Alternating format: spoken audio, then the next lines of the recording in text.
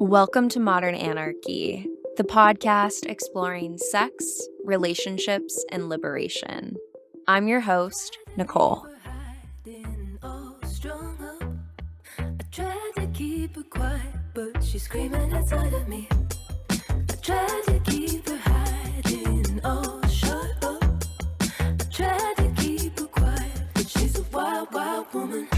On today's episode, we have Renya NeoNorton. Join us for a research interview on the practice of relationship anarchy. Dear listener, I am so excited to be sharing these episodes with you. For my dissertation on relationship anarchy, I had so many amazing conversations with relationship anarchists. The research study was a qualitative phenomenological study exploring the practice of relationship anarchy. And so I would have a series of questions and then take that same series of questions and interview multiple relationship anarchists. And damn, the conversations were so expansive and I was learning. And as I was having them, I was just thinking, wow, this would be amazing content for the podcast. Of course, the IRB, research, confidentiality, all of that was a protected experience for the people who came onto that. But I thought, why don't we continue this research? So I opened up on my website, there's a page for relationship anarchy research. And I have the questions that I started off my original dissertation with there for you, dear listener, to answer. Relationship anarchy is not defined by the theorist. It is defined by the people. And so I am excited to be in co-collaboration with all of you and all of your beautiful brains and big hearts as we craft the meaning of this phenomena together. So, dear listener, if you're interested, I would love for you to go to the website, fill out your answers, contribute to the research, share your voice. And there's also the opportunity to have a one-on-one dialogue with me where we would have a semi-structured conversation around these questions. Now, all of that content is preparing for a book that I am planning to write on relationship anarchy. And that book will be coming a handful of years down the line, y'all. I have to get out of grad school first. I'm still in that. But that is on the horizon. And so all of these lovely conversations that I'm having are for the book. And then select interviews from that will actually be released on the podcast, like today's guest. This is one of the interviews for my upcoming book that is released for all of you to hear. And I'm just so excited for you to hear this because, again, all of these conversations really shaped me.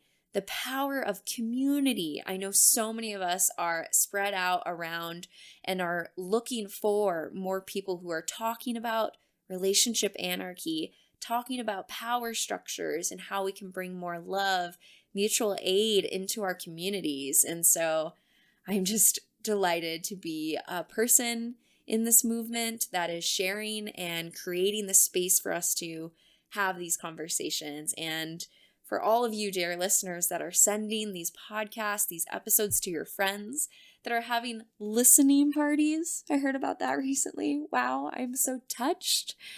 Oh, I mean, y'all, this is some grassroots advocacy, some grassroots pleasure activism, and we're changing hearts and minds through these conversations. And so I just want to say how much I love you, dear listener.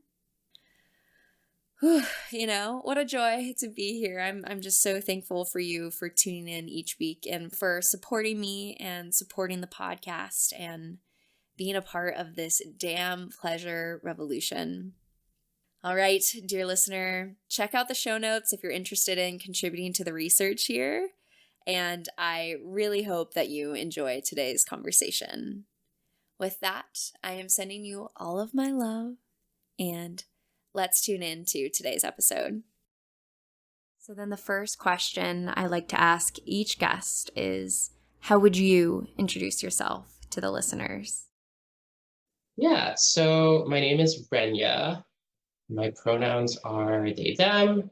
My gender is a fuck, not in the like act of fucking, but more in like all of the complicated ways we use the word fuck, like grammatically. Like that's like what my gender is. I'm an anarchist therapist, writer, organizer, YouTuber, storyteller.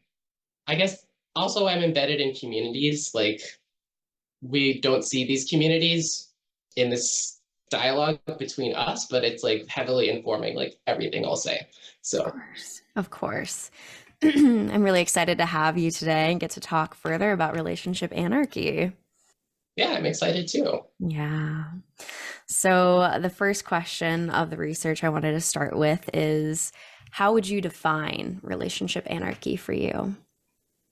I guess what comes up to me is a question of like theory or practice.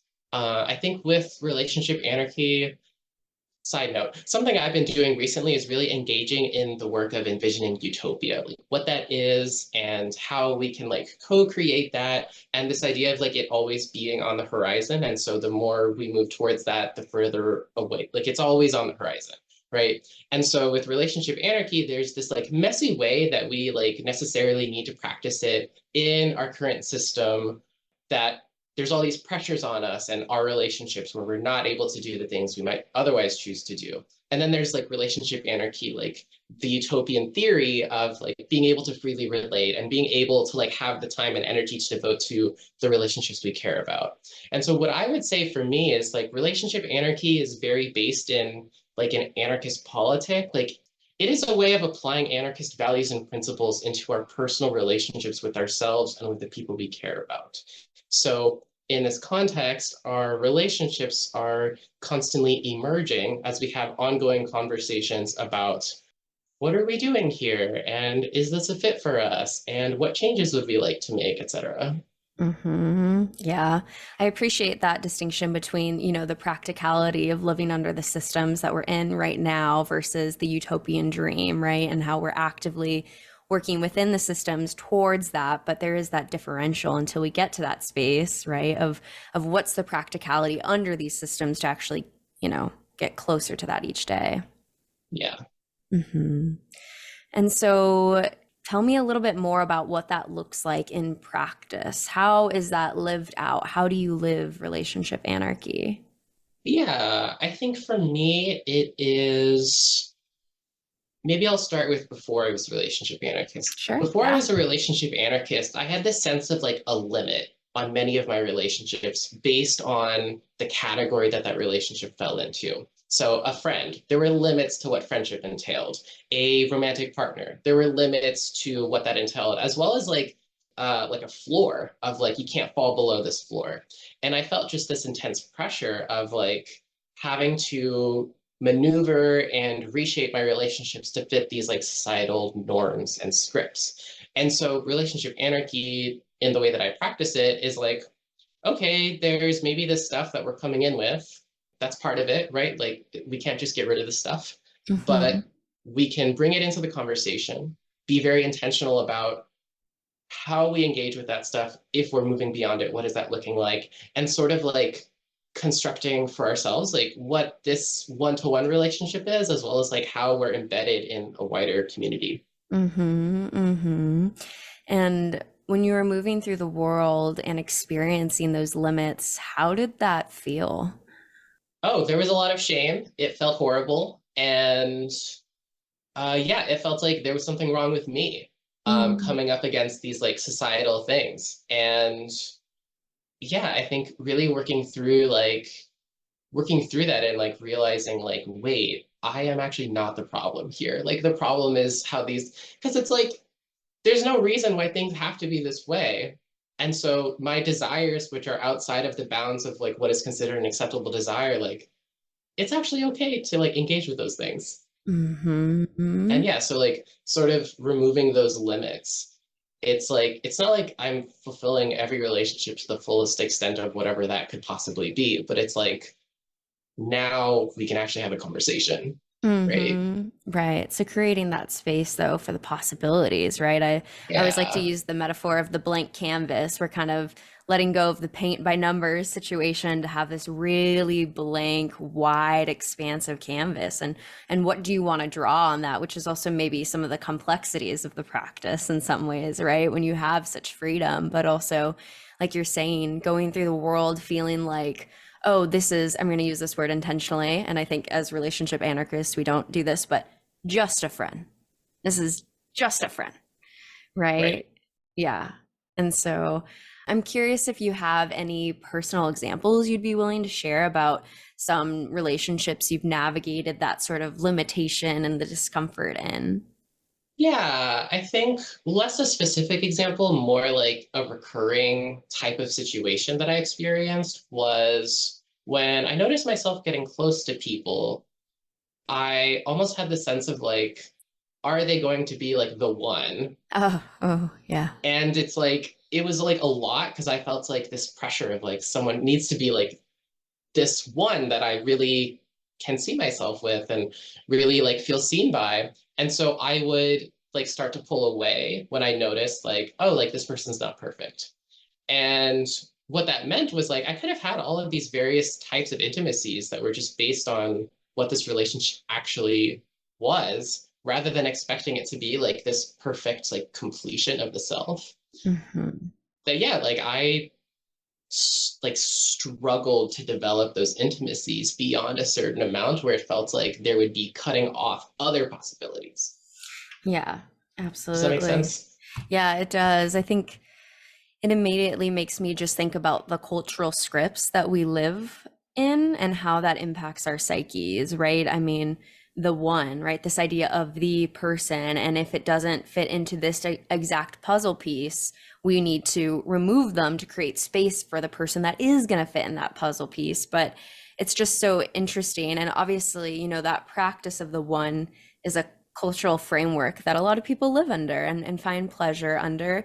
But I think it's impossible to not name here that that is a cultural practice, and there are other cultures that do not practice the ideology and the framework of the one, right? And so just taking that larger frame to remember that that's a cultural ideology that we've all been indoctrinated with, whether we choose to practice it or try to practice something different. It's a reality of particularly the Western framework that we're living under our systems. And so it makes sense that living under those systems, that would be such an ingrained piece, like in the same way that we have internalized homophobia, internalized racism, right? We have this internalized sense of the one because of these systems. But when we take that larger cultural context, this is not what all cultures have done. Whether we choose to practice the one or not is completely up to all of us, right? But it's something that I do think we have to take that larger question to of, is this a framework I want to have as a value for myself, right? That questioning of the system.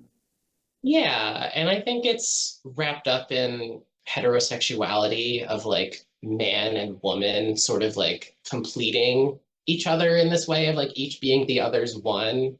And it's also wrapped up in like the sort of nuclear family model and like the reproduction of class and labor. And Mm-hmm. so I find myself in this position often where it's like individual people should have agency and make decisions based on what they feel is best for themselves. And also politically, like this is something to sort of like break apart and, create other opportunities and other possibilities. Mm-hmm, absolutely. I feel you in that tension between like the freedom to practice and the deeper political implications of what all it means, because it does have implications in terms of how you dole out your resources, right?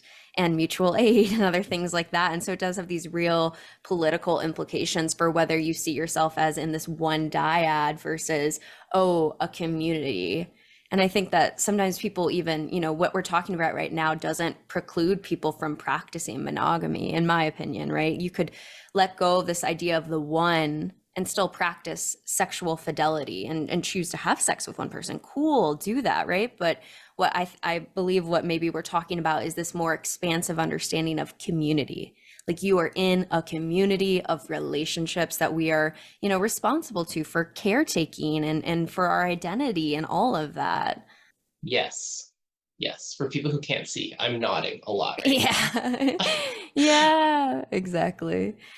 Go ahead. Yeah, it's not so much about cutting off this person who you value. It's about being embedded in networks of relationships so that we're not cut off, isolated with this one person. I think that also goes back to like instances of harm and abuse of like if we're so tightly connected with this one and our other connections are like looser or further away, there's not always someone to turn to when something bad is happening.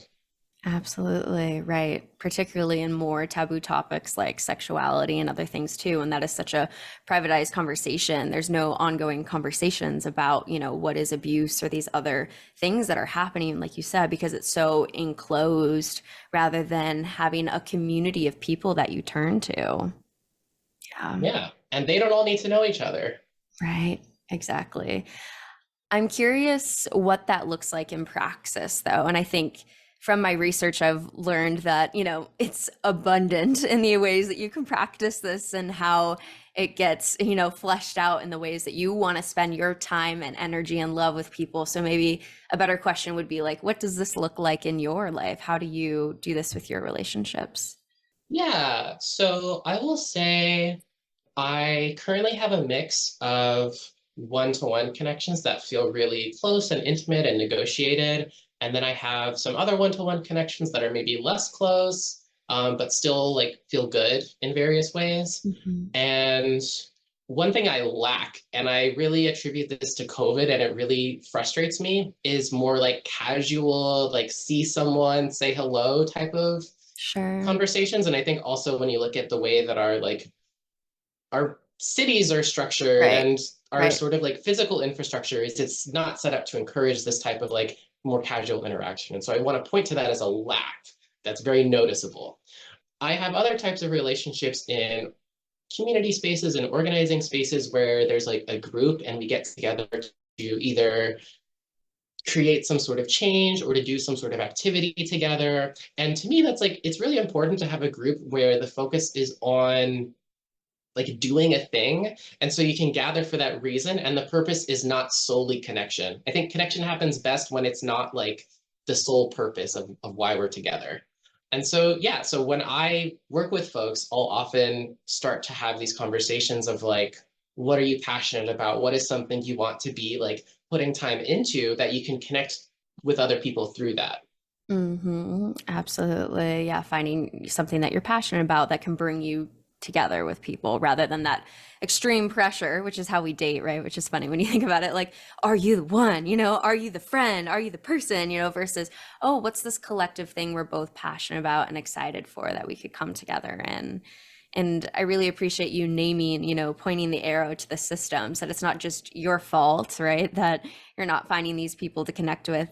It's rare to find spaces where this is, integrated into our society where we can meet people for pieces like this. I even started to think about, in Chicago, how going to the beaches and the parks have recently, they've made it paid parking, right? So now we're just talking about like even a public space you have to pay to get access to make it there to even, like, so all these systems are actively in the way of us finding this, which reminds me just of what you were talking about earlier of what it means to live currently now versus the ideal utopian, where what would it be like if we had more community spaces that weren't religious, because that's definitely one and not everyone wants to do that. Great if you do, but right, like what would it mean to have more community spaces that weren't under that context? Yeah. Yeah.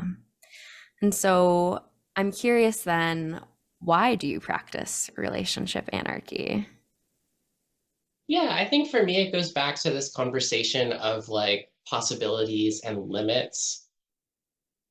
I really just want to be intentional with myself and with my relationships. And so being able to actually say, like, oh, what is best for us based on our relationship and not like we have to follow this thing that maybe neither of us fully agree with, but we're like not wanting to have the conversation. So it's easier to use it. Yeah, yeah. And I'm the person who's like, no, let's talk about it. So I Hmm. think that's why. And I think also I came to anarchy, political anarchy before relationship anarchy. Sure. And so for me, it was like, it's just about consistency, like applying the same values and perspectives throughout all of my ways of showing up in the world.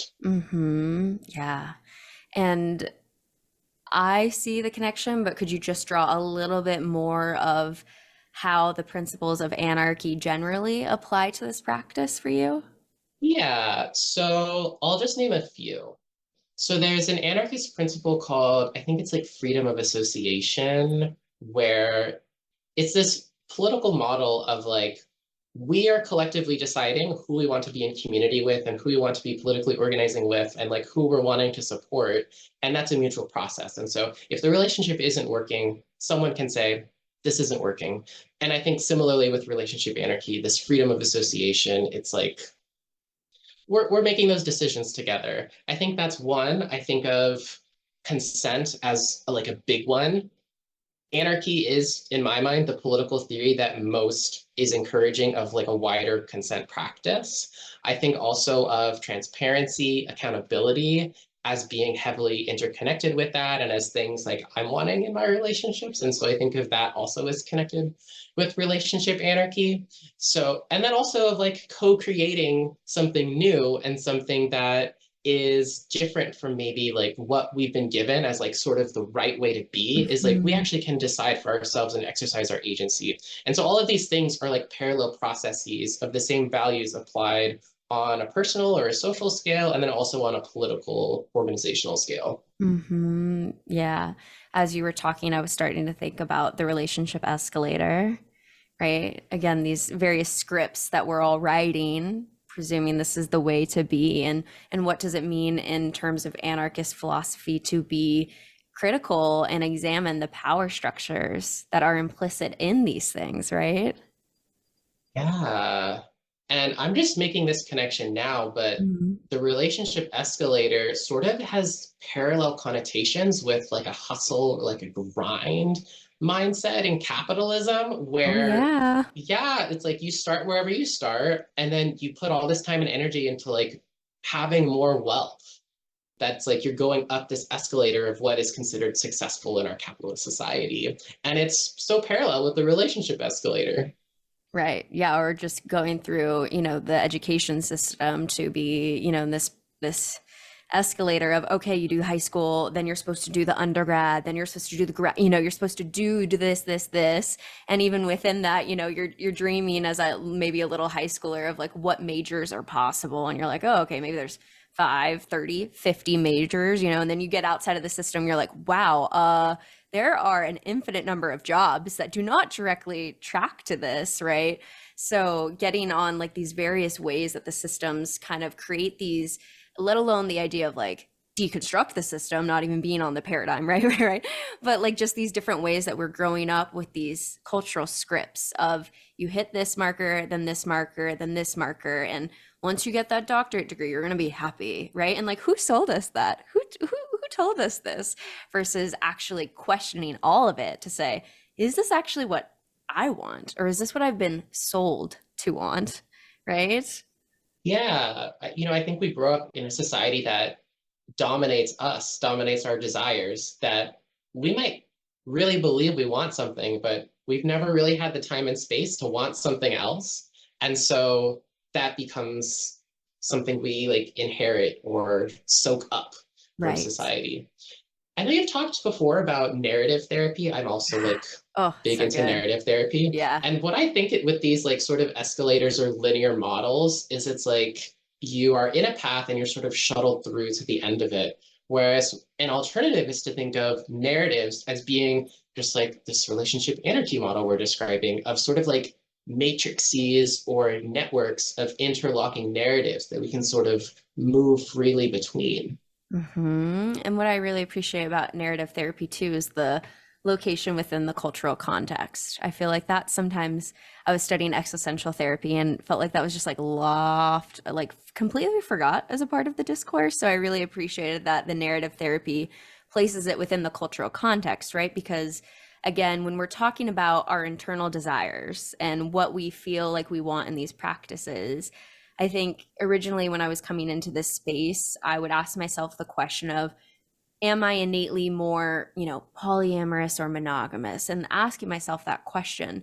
But it's been really interesting just to think about the cultural practices of this, right? If you exist in a culture, and there are cultures that do this, where it is non-monogamous or whatever label we want to use, more relationship anarchist framework, you grow up in that society and that's what you want because that's what everyone else is doing. And we keep asking ourselves this like individual, what am I oriented towards? What am I oriented towards? And I'm just wanting to push that deeper question of we are the products of our environment, and it's a yes and of course we have the empowerment to choose within that. But I think that if we don't take that critical context to what we are naturally oriented towards, I think we see examples of that where, at least in my past, right, being attracted to masculine presenting people who cry, right? Oh, gross, right?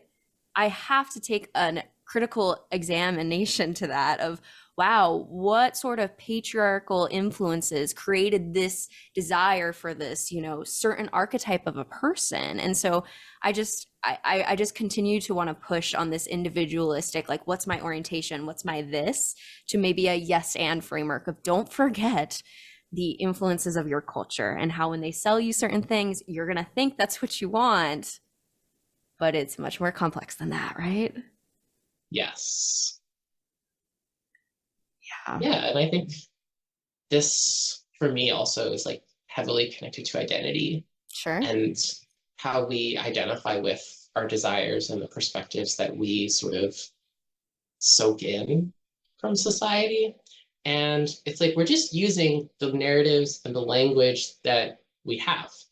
And so it would be a little silly to say, well, we need to step outside of society because we can't do that. Right. But what we can say is like, okay, there's this thing over here, and there's like all of these different reactions to that thing. And I can sort of like piece through these and work through like how I'm like feeling or reacting towards that, and have some mix of like identity categories that symbolize that who our people are, but also knowing for us that it's like still more complicated than that. Because yeah, I think as you were saying, the archetypes are the alternative. Like the alternative is that we exist in these archetypes and we exist in our relationships as representations of archetypes. It's very inauthentic.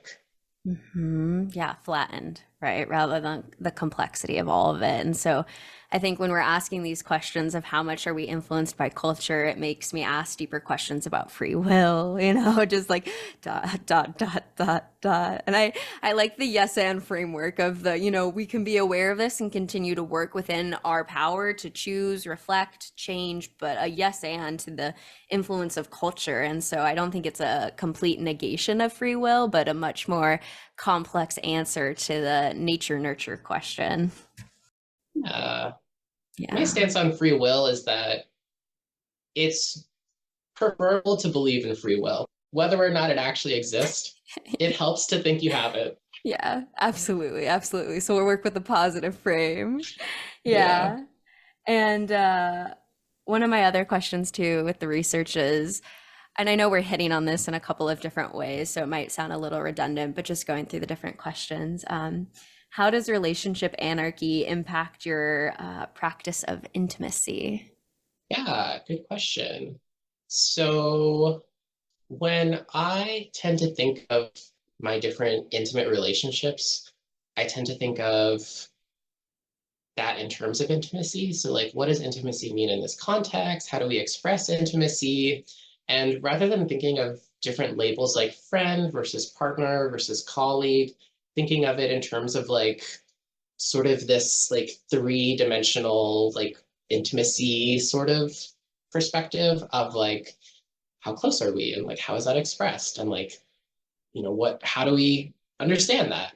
And I find that the more intimate I feel with someone, often that's supported by having conversations about our intimacy. Whereas like people I might be less familiar with have less intimacy around, there's less intentionality, which is fine because we can't talk with everybody about every possible thing. Right. Yeah, so many different questions from here. Even that last one, how do you understand then hierarchy and the distribution of our limited time and energy? I think that's a really juicy question for relationship anarchist. Yeah, I think it's messy in practice. Right. And I think my response to this question is less focused on do a relationship like this or deconstruct hierarchy in this way, and more about like, this is why relationship anarchy needs to be connected to like a political movement Sure. around like making space to have more types of relationships and more time available possible. So things like having to cohabitate with someone and having these like single family homes or these like small apartments where we might be sharing a room. It's like there's no way to deconstruct hierarchy without having a revolution that fundamentally changes how wealth is distributed, Yeah. right? Like the fact that like I have to think about my economic future with one or two or however many people, of course that's going to impact my other relationships. That's not like a moral failure on my part. That's a systemic thing that we need to organize to change. Absolutely. I appreciate that response. I think that that's a part of the discourse that needs to be hit on, right? Is when are you going to have time to build these relationships when you're working multiple jobs, right? And or if you are dating people from different, class opportunities, right? If I'm dating someone with a manager who has the flexibility to just get off whenever they want off of their workday compared to my other partners who work that really structured 9 to 5, that changes what sort of intimacy and time and the frequency of all of that, right? So rather than bogging ourselves down with, oh, we're struggling with this, it's like, actually, these systems are directly impacting our ability to experience more intimacy and more love in an expansive way. And so, if we even just pin it back to that idea of having more spaces where we could do this, more things to come together, I mean, that's part of this question rather than a critique on ourselves. Yeah, yeah. And the other thing I want to point to in this conversation of hierarchy Yeah. is disability. Because we have a privatized healthcare system that Yep. will leave us deeply in debt, we often need to depend on a few other people for a lot of care and support. And it's fundamentally unbalanced. And also, you look at the nuclear family as like parents also are required almost to do this for their young people.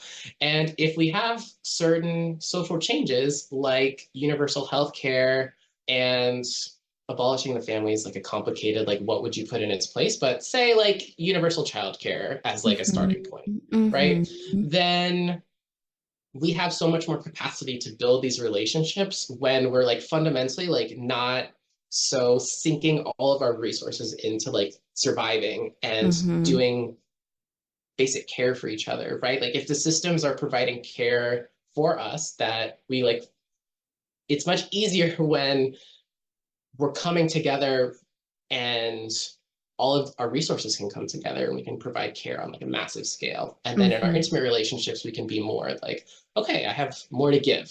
Right. Right. Exactly. Right. Yeah. I mean, yeah, there's so much I could say about that and the ways that that system impacts people's access to pleasure, right? How are you supposed to have pleasure when you're surviving under these systems and we're not meant to raise, whatever you end up doing, we are not meant to raise kids in a nuclear family where you don't have the support of community. Again, I don't care what you're doing with your sexual fidelity or not. We're not meant to raise in two-person dyads. You are meant to raise kids in a community so that you are not exhausted, right? Like that, like in the way, just so my heart just goes out to so many people that are living under that sort of frame. And I think also I just want to name the complexities of what we're talking about, right? Of course, disability, time, energy, all of that. And I'm also just thinking about the difficulties of having language to name your desires, to know your desires, to have relationships where there's that level of communication, because you're a therapist, I'm a therapist. Part of our job is communication, naming feelings, getting more comfortable with all of that. And like my supervisor would say, the system of capitalism actively runs on putting people into this cog in the machine, again, where they're 9 to 5 or plus more, right, is actively doing these sort of labor tasks where we're not building the skills to be able to have communication with people in our life. Right. So part of this is also just having the skills to be able to name what you want, have communication, self-regulate, all of that. And when we're living under this system where those values and skills are not actually created enough space to live into, part of the system conversation is also that like people aren't going to have the skills to name this without a massive restructuring of these systems. And we have the privilege of our careers to do this, plus all of, I don't know about you, my massive amounts of debt that goes into this, but it's given us the skills, right, to be able to have these conversations in a way that I previously didn't have before going into this field. Mhm. Yes, also deeply in debt. Yeah, cool. Cheers. Yeah. Yeah, I think to me that connects with like education and Mm-hmm. having early support to like have language, have a sort of framework of like our nervous systems and like what comes up with that and like how to like move through different difficult emotions. Yeah, like I think of, I don't know what the average like reading level is, but it's like third, fourth, fifth, sixth grade, something like that. Like, Right. and then when you think about like people's capacities for navigating consent-based conversations or changes in relationships, like, yeah, I think we're talking about these changes.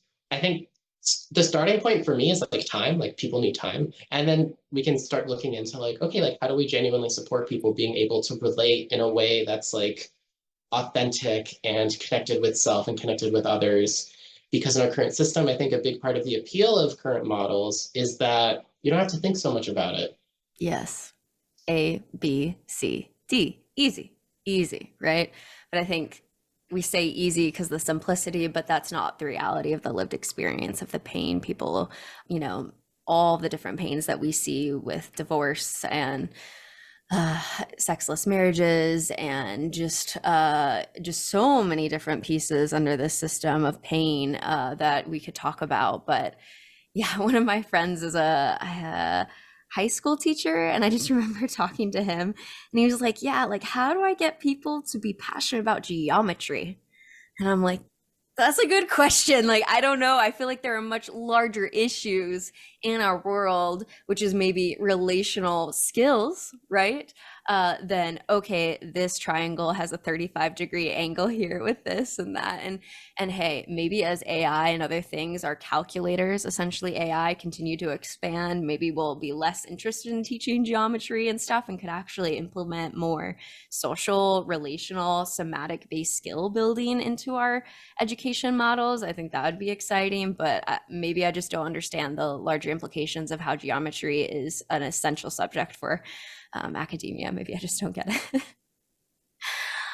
Yeah, I think geometry is pretty important. And I think it's important to like maintain skills and not overly rely on technology because it, Sure. it might fail. It might not be around forever. It might lead us astray. So I think having the skills underlying like the other tools we have. Sure. Yeah. If you're going to be an engineer, you need to know and physics and all that too. So very true. Very true. And I also want to ask too the next question, which is what difficulties have you experienced practicing relationship anarchy? Yeah, difficulties. I think the first thing that comes to mind for me is like a lot of people are personally offended by the way Mm, I live my life. mm, Not a lot of people, but enough to the point where it's like noticeable of like, because you don't think this is possible, you're going to make it my problem. I've had that a few times. And that's one thing. I think the other thing is also not everyone's going to be there for the conversation. Like some people might want to, but due to all of the systemic factors we've talked about, like people don't always have the capacity to fully engage in this way. And so having to like reduce capacity or say goodbye to certain folks because there just isn't room for the conversation right now. And I think it's like, in the grand scheme of things, it's okay, but it's also like a space of grief. mm-hmm. Yeah, and potentially isolating. I'll at least name from my own experience, right? It's feels lonely to sometimes move through the world and feel like we're sharing these things that are so central to the way that we move through the world, and then to feel like we're not understood, right? Yeah.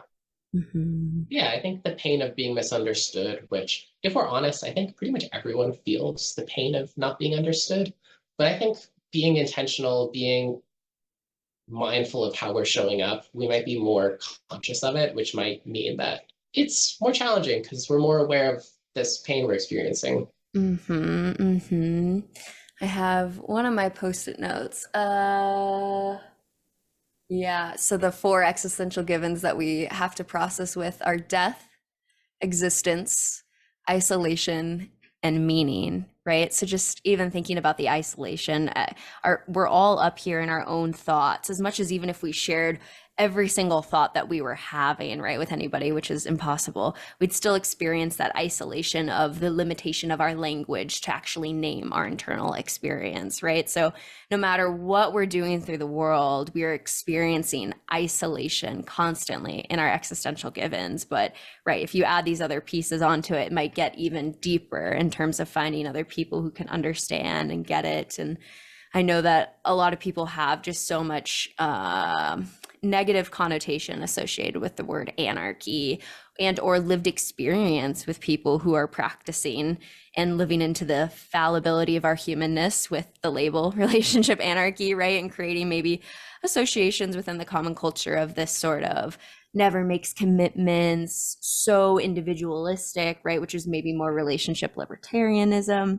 But, the reality is that whether people understand the term or have negative connotations with it can be hard to kind of navigate who's actually hearing me enough to have this conversation slash should I kind of leave this at this surface level and decide to spend my time and energy in different spaces with someone who can hear me more. I mean, that's a lot to kind of navigate through the world. It is a lot. I think Lacan called this like the mirror stage, which is when we realize like we have a self and it's like distinct from other selves.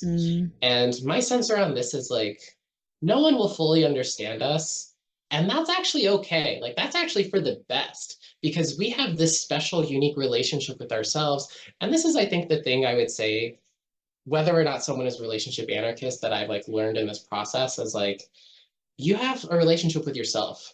Yeah. And we forget that because we give so much to like these outside expectations and relationships and demands. But we have this relationship with ourselves that no one really gets because no one's had all of the experiences we've had. No one's putting it together the way we're putting it together. And even if we say the words, people are going to interpret it a little different. Right. So really thinking of this as not a curse, but as this beautiful thing that we get to share that we let people in selectively, but it's fundamentally for us. Absolutely. And then I'm also thinking for me, like, ooh, what to play with too, right? Like you can play with this space of creating the narratives with someone. Do I want to come in as this powerful dom that comes into the space and I'm choosing which parts that you get to hear of my internal psyche, right? So I think, like you said, that framework, and this is also where I push back on the existential theories. It's pretty negative at times, right? Maybe depending on how you look at it, but isolation, right? It puts it in such a negative framework rather than maybe the positive associations of being able to play with that of like, okay, so I have all this internal experience. Which parts do I want to let you see? And then actually play with the juiciness of that, right? There's this quote I really love, I think from A Thousand Plateaus by Deleuze and Guattari. Since each of us was several, there was already quite a crowd, which I think points to like how there's always multiplicity within all of us.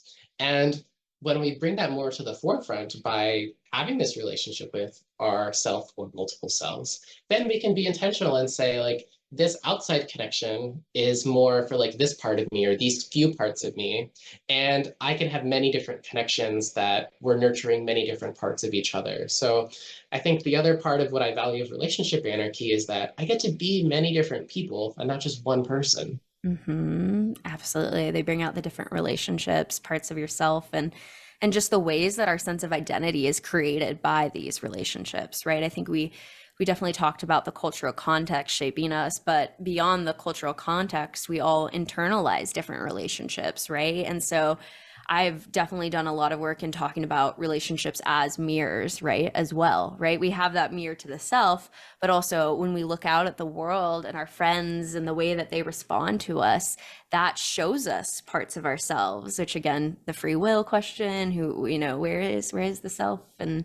and the self exists in all of our existential realities of the narrative and how we construct it, complex stuff. But just thinking about how these relationships, again, highlight different sides of ourselves, accentuate different things, and that being the joy of it all for me, like you said. Yeah, me too. Yeah. Which is directly leading us into the next question of what are the joys that you've experienced of relationship anarchy? That is a great question. Mm-hmm. Yeah, I think for me, being able to really process and reduce a lot of shame about ways I wanted to be in the world and thinking through like how to make that actually possible instead of this like will I, won't I, it's bad if I even think about this, which I think was where Mm, I maybe had been previously. yeah. Yeah, I think of authenticity. I think of openness. I think of freedom, agency. I think of just being very intentional in many different ways how I show up. Yeah, and I think of also like having joy for the people Mm, I'm close to, connecting with other people, connecting with themselves, instead of this feeling of like possessiveness or competition, that instead I can just be like, I love that for you. And like that's all there is to it. yeah, exactly. Which I could imagine was a journey, right? To get to that space. Oh yeah. Yeah. And Yeah. it was almost like I had this sense of jealousy or this like competition because I thought I was supposed to. Like Mm, that I was like, oh, I'm gonna do this because I'm just expected to. Like I'm just supposed to. And it was like not even up. This is not even how I authentically was feeling prior to that expectation. It was like because this is an expectation. This is how I'm reading my experiences, and I didn't have to do that.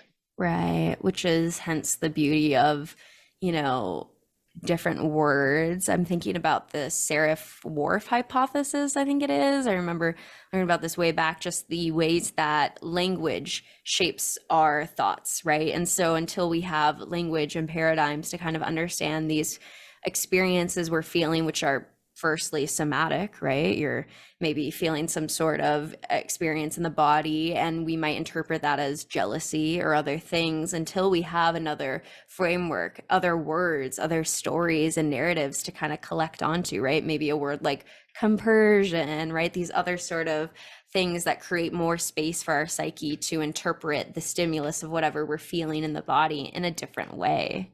Yeah, yeah. And what was that? The Sarah I something think it's the hypothesis? serif Whorf hypothesis. Hmm. Okay. Yeah, I definitely connect to that. I think this is something I've learned like in my work with folks is like the words we use to describe an experience then further create that experience. So we might be having like a neutral sensation, then we put a name on it, and then it creates this like cascade effect of like it becoming more and more that thing. And if you sort of back into the experience, you can sort of just cascade off into some other direction if you have a different understanding of it. Yeah, I'm seeing the connection to narrative therapy right there, right? Mm, Exactly. Yeah. yeah. And I'm also curious, moving towards the next question, what is it that you wish other people knew about relationship anarchy? Yeah, I think I mean, besides everything we just said for the last hour, right? the thing I would like people to be most aware of when it comes to relationship anarchy is that it is a process and not a end result, right? So we're not so much saying, here's a list of ways you're supposed to be in a relationship, go out and do this, but more, this is a process of discovery of yourself, of being authentic to your desires, of making space for conversations. And so the way I practice relationship anarchy now, and the way I'm going to practice it in 5, 10, 20 years is all going to be different because I will change in that time. My Mhm. relationships will change. The world around me will change, right? So don't be afraid by having to live up to any particular set of ideas or standards or expectations. Really connect with what you are hoping for. And also, that does mean we need to be open to growth. Mhm. And that can come through reading, that can come through listening to podcasts, that can come through Yeah. conversations. But I think being open to change, it's a process. Hmm. And so when we're in a process that feels good, that is the best feeling in the world.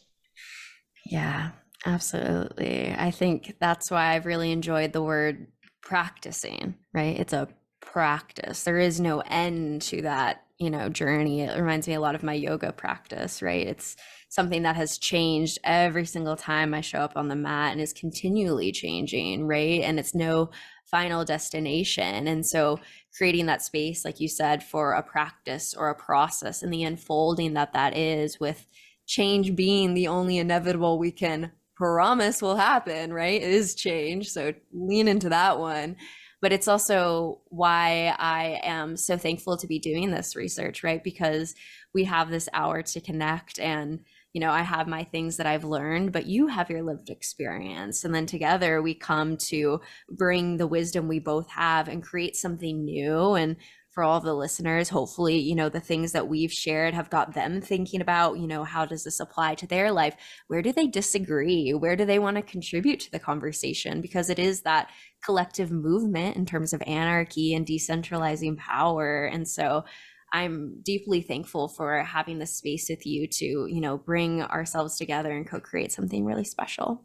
Yeah, me too. Thank you so much for inviting me into this space that you've created and curated in a very intentional way. Yeah, of course. It's a joy. Yeah. And before we go to our closing question, I always like to hold a little bit of space for each guest just to, feel into, is there anything else you wanted to say to the listeners? Otherwise, I can guide us toward one last closing question. Yeah, something relating to what we were just talking about, I'll like bring in Yeah. this idea of like a practice. I'm currently working on a lengthy video essay on the myth of Sisyphus and how a therapist might work with Sisyphus.